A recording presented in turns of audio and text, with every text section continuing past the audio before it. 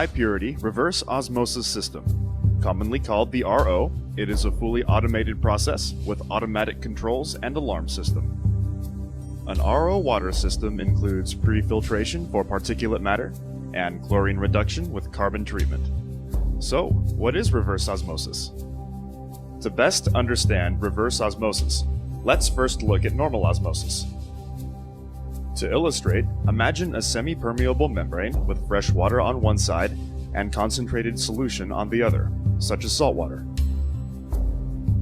If normal osmosis takes place, the fresh water will pass through the membrane to dilute the concentrated solution.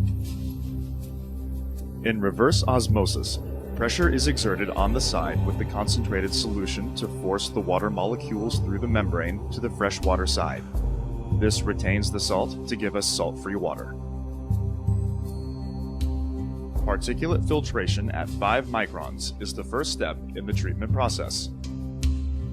This filter ensures that all particulate matter is removed prior to the next step of filtration, as well as less long-term maintenance of the RO membranes. Reverse osmosis is sensitive to oxidizers such as chlorine, typically found in all city water sources.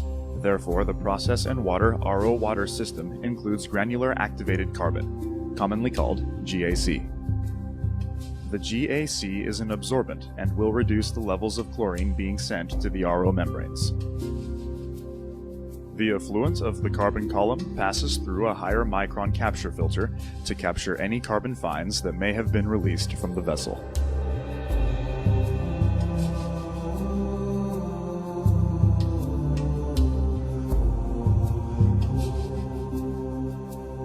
The influent water has been pre-treated and is now prepared to be processed through the reverse osmosis membrane.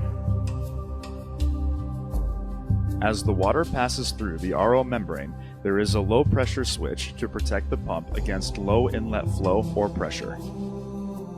There are panel-mounted pressure gauges to monitor the pre-treatment and reverse osmosis inlet and outlet pressures.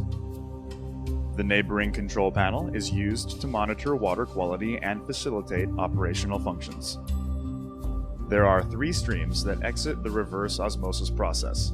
The permeate water, which is the clean, filtered, or product water, passes through the permeate flow meter and is sent to the product water storage tank. At higher salt levels, the concentrate is sent to sanitary sewer, or in some cases non-critical locations for reuse, also known as gray water recycle. In higher water recovery applications, a small percentage of the concentrate water is sent back to the inlet of the RO membrane for recycle.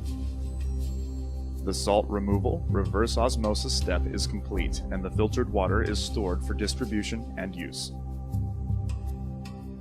The product water is fed from the bottom of the tank to the distribution pump, where it will be post-treated before being fed to the facility points of use.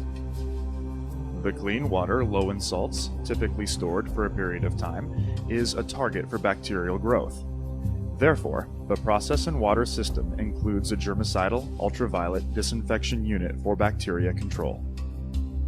Germicidal UVC light deactivates the DNA of bacteria, viruses, and other pathogens, and thus destroys their ability to multiply, which is critical in any process and lab use environment of RO product water. The UV-treated water is passed through a final filter, usually sub-micron, to filter any organic or non-organic matter from the subsequent ultraviolet treatment. In some cases, further ionic removal will be needed to meet deionized water quality. If this is required, Process and Water implements a DI polishing bed containing strong acid cation and strong basic anion resins to remove all remaining ionic constituents in the water. The product water has been post-treated and is ready to be sent to the points of use.